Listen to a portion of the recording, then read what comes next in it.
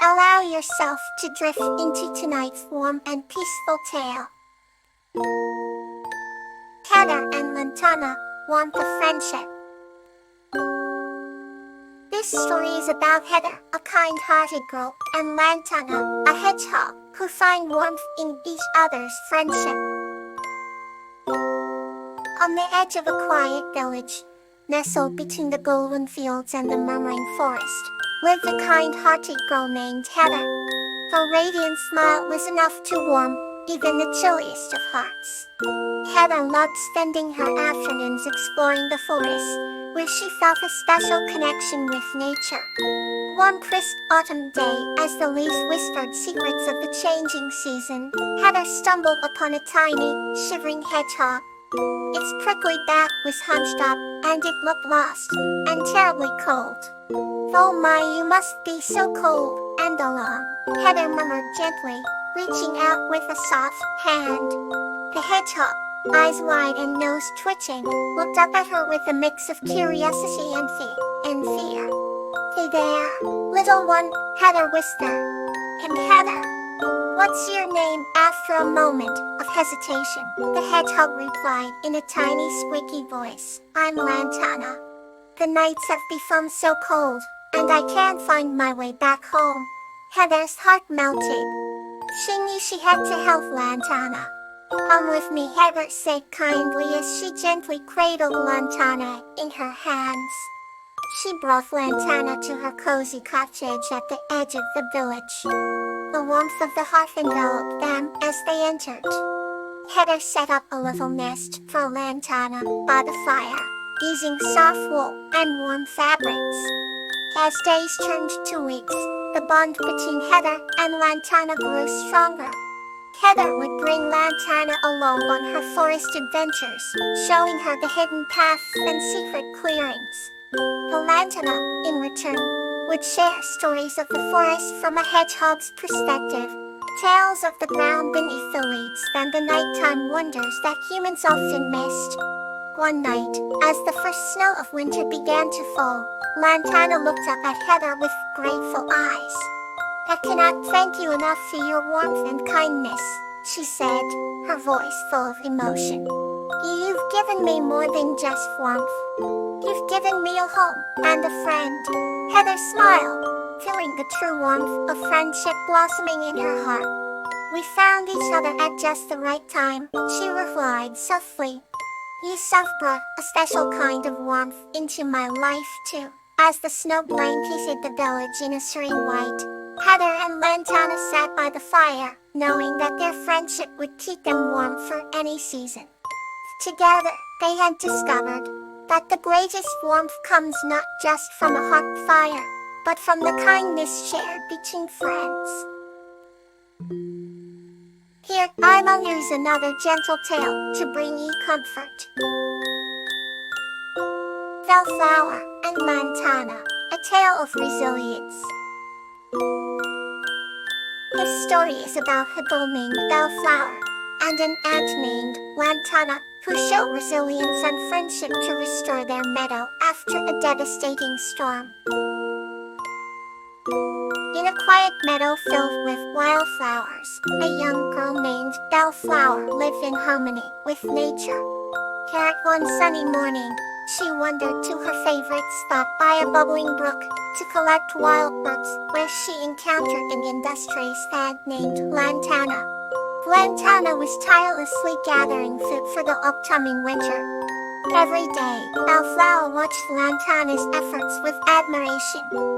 Their friendship blossomed as Bellflower brought small bits of food and shared stories about faraway lands.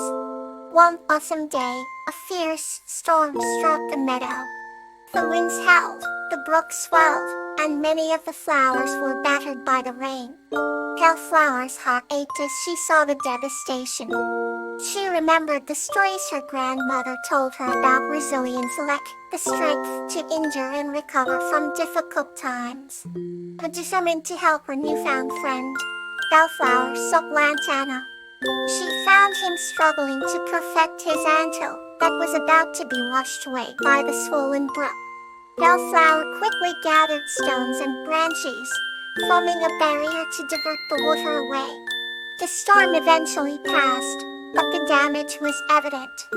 Helantana's anthill was in ruins, and many ants were in despair. Hellflower decided to help rebuild.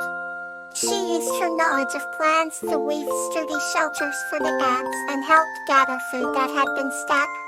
Lantana and his colony were touched by her kindness and determination. The days turned colder, and winter crept closer. But thanks to Bellflower's and Lantana's efforts, the anthill was restored, and the ants had enough food to last through the winter. Blowflower often visited the anthill, and each visit strengthened their bond. As spring arrived, the meadow began to bloom again. The grass grew greener, flowers bloomed brighter, and the brook Sal's gentle murmur returned. Bellflower and Lantana had shown that, even in the face of great adversity, resilience and friendship could restore beauty and life to the meadow. Bellflower's grandmother eventually heard of their triumph and shared their story with the village, teaching others about the power of resilience and the importance of helping one another. Here, ours is another tale to carry you further into rest. For inspiring friendship. This story is about a heartfelt friendship between a curious girl named Iris and a gentle giant named Kawa, set in a world filled with wonder and awe. In a world where skyscrapers kissed the sky and city lights never dimmed, there existed a quaint village cradled by rolling hills and fields of golden flowers. This village was home to Iris, a curious and adventurous young girl with eyes that sparkled like the early morning dew. She often wandered the meadows, basking in the scents and colors of the wildflowers, drawing inspiration and joy from the vibrant world around her. In sun-drenched afternoon, while Iris explored a hidden grove, she stumbled upon an enormous footprint embedded in the soft earth. Her heart raced with excitement. This could only belong to the Kintachi in Kawa, a gentle being of local lore who was said to wander the nearby forests. Determined to meet Kawa, Iris followed the trail of footprints that led her deeper into the forest.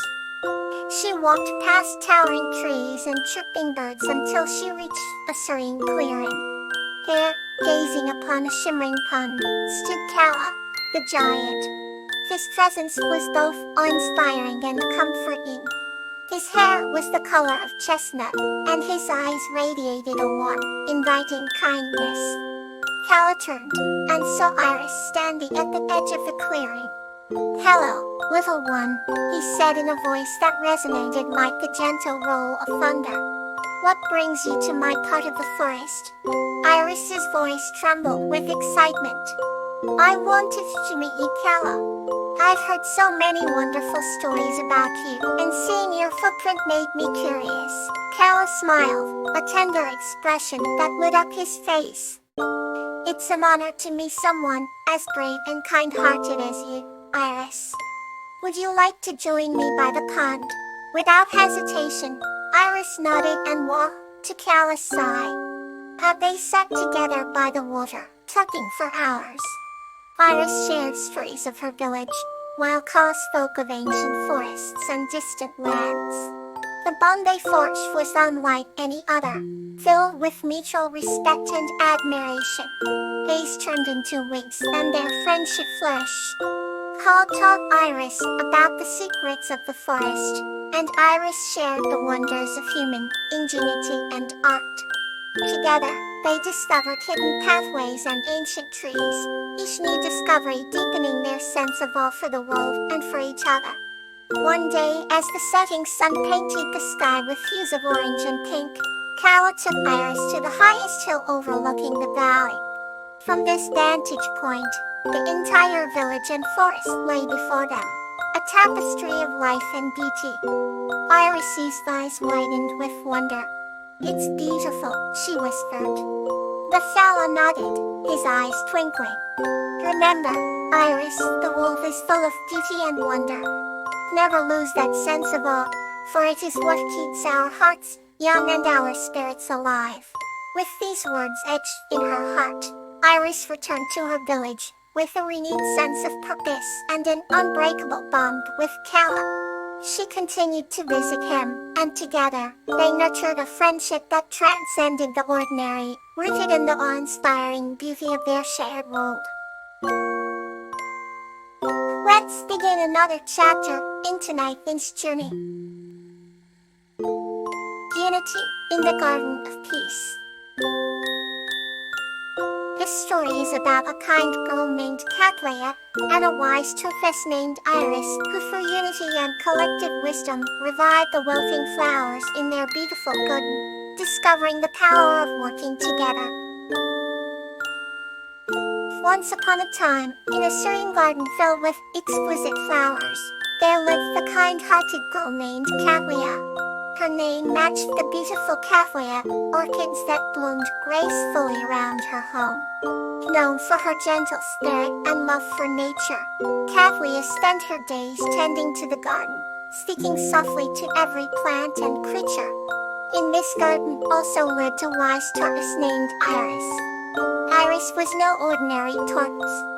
She had the knowledge of ages and often shared stories of ancient times with the garden inhabitants. Kathleya and Iris had formed a unique bond over the years, each teaching the other about the wonders of the world from their own perspectives.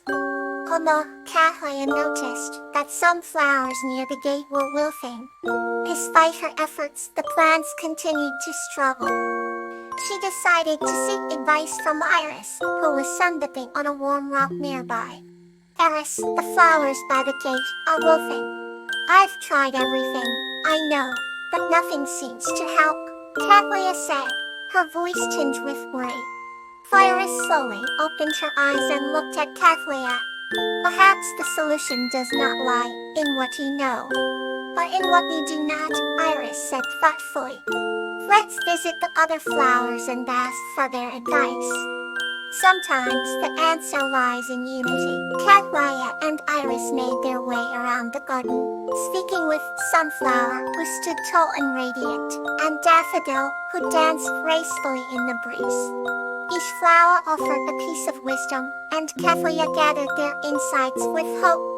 While a flower suggested more sunlight, she mused, and Daffodil emphasized the importance of water and nourishment. As they returned to the wilting flowers, Kathleya carefully adjusted their position to receive more sunlight and increase their watering schedule. To her delight, the flowers began to revive. But more importantly, Kathleya realized that the unity and shared efforts of the garden had brought about the change. Days passed, and Kathleya noticed a vibrant transformation in her garden. The once wilting flowers now stood proudly, their colors more vivid than ever. She looked at Iris with gratitude. "Thank you, Iris. I understand now that unity and collective wisdom are powerful," Kathleya said. Iris replied with a gentle nod. "We are all part of this garden, Kathleya. When we come together and share our knowledge and care, we create a harmony that benefits all." And so, the garden flourished, not just because of one person's efforts, but because of the unity and shared contributions of every inhabitant.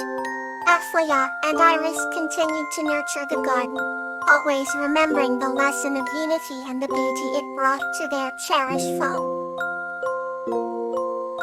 Let peace be with you tonight. Good night.